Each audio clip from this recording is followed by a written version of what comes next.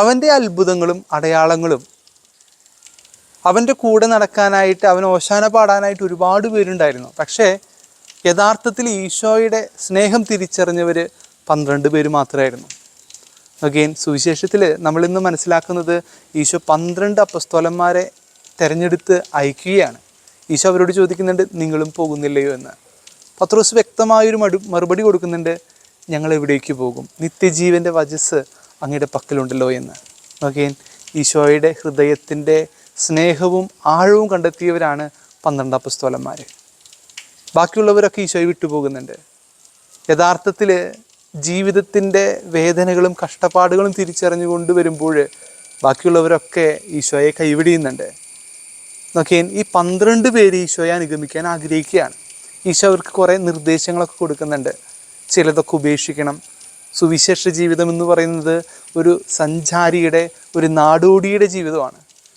ചില മാറാപ്പുകളൊക്കെ കയറ്റി വയ്ക്കുമ്പോൾ അത് നിങ്ങൾക്ക് ഭാരമാകുന്നുണ്ടെന്നൊക്കെ ഈശോ അവരെ ഓർമ്മിപ്പിക്കുന്നുണ്ട്. സ്നേഹമുള്ളവരെ, നോക്കി, നമുക്ക് ഈശോയെ സ്വന്തമാക്കുമ്പോൾ ബാക്കിയൊക്കെ നമുക്ക് ഉപേക്ഷിക്കാൻ സാധിക്കും. ഈശോ നമ്മുടെ കൂടെ ഉണ്ടെങ്കിൽ ബാക്കിയുള്ളതൊക്കെ നമുക്ക് ഭാരമായിട്ട് തോന്നും. ഈശോ നമ്മുടെ ധനമായി തീരട്ടെ എന്നാണ് പ്രാർത്ഥിക്കാനുള്ളത്. ഈശോയെ അനുഗമിക്കാനായിട്ട് ആഗ്രഹിക്കുന്നവർ സ്വയം മറക്കണം, സ്വയം ഇല്ലാതാകണം. ഈശോയെ പൂർണ്ണമായിട്ട് സ്വന്തമാക്കാനായിട്ട് നമുക്കൊന്ന് പരിശ്രമിക്കേണ്ടതായിട്ടുണ്ട്.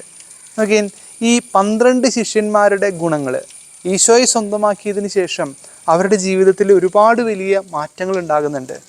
ക്രിസ്തുവിന് വേണ്ടി ജീവിക്കാനായിട്ട് അവർ തയ്യാറാകുന്നുണ്ട്. സുവിശേഷത്തിൻ്റെ അനുഭവം അവർ കണ്ടെത്തുന്നുണ്ട്.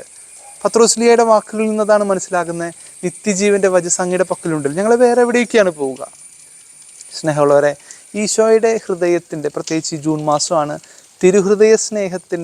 തിരുഹൃദയത്തിൻ്റെ ചൂടറിയുന്നവർക്ക് മാത്രമേ ഈശോയെ സ്വന്തമാക്കാൻ പറ്റുള്ളൂ, ഈശോയുടെ കൂടെ സഞ്ചരിക്കാൻ പറ്റുള്ളൂ. നമുക്കൊരു അനുഭവമുണ്ട്. ഒരു മനുഷ്യൻ, ആ മനുഷ്യൻ്റെ മകൻ ICUവിലാണ്. ആ മകൻ ICUവിലായിട്ട് ആ കൊച്ചുമകന് ഒരുപാട് ഉറക്കഗോളികളൊക്കെ ഡോക്ടർ കൊടുക്കുന്നുണ്ട്. പക്ഷെ ഉറങ്ങാൻ സാധിക്കുന്നില്ല. കാരണം ഈ കൊച്ചുമകൻ അപ്പൻ്റെ നെഞ്ചിൻ്റെ ചൂടേറ്റാണ് കിടന്നുറങ്ങാറ്. ആ മകൻ ICUവിലായിരിക്കുമ്പോൾ അപ്പൻ ഡോക്ടറോട് പറയുന്നുണ്ട്, ഡോക്ടറെ എനിക്കൊന്ന് ICUവിലേക്ക് ഒരു 5 മിനിറ്റ് തരുമോ, ഞാൻ ആ മകനെ ഉറക്കാമെന്ന്. കാരണം അപ്പൻ്റെ നെഞ്ചിൻ്റെ ചൂടേറ്റാണ് ആ മകൻ ഉറങ്ങാറ്. ഡോക്ടർ പറയും അത് പറ്റില്ല, ബാക്കിയുള്ള രോഗികൾക്കും ബാക്കിയുള്ളവർക്കൊക്കെ ഒരു ബുദ്ധിമുട്ടായി തീരുമെന്നും പറയുന്നുണ്ട്.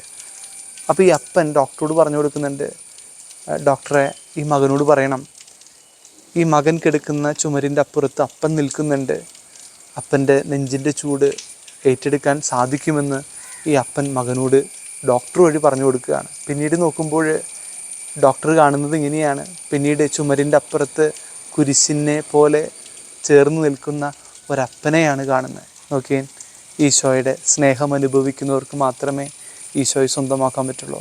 ഈശോയുടെ ഹൃദയത്തിൻ്റെ സ്നേഹവും ചൂടുമറിഞ്ഞവർക്ക് മാത്രമേ ഈശോ ആരാണെന്ന് തിരിച്ചറിയാൻ പറ്റുള്ളൂ. അതുകൊണ്ട് ഈ തിരുഹൃദയ വണക്കമാസം, പ്രത്യേകിച്ച് ജൂൺ മാസത്തിൽ ഈശോയുടെ ചൂടും സ്നേഹവും തിരിച്ചറിഞ്ഞ് ഈശോയ്ക്ക് വേണ്ടി ജീവിക്കാനായിട്ട് നമുക്ക് പരിശ്രമിക്കാം. ദൈവം സമൃദ്ധമായി അനുഗ്രഹിക്കട്ടെ.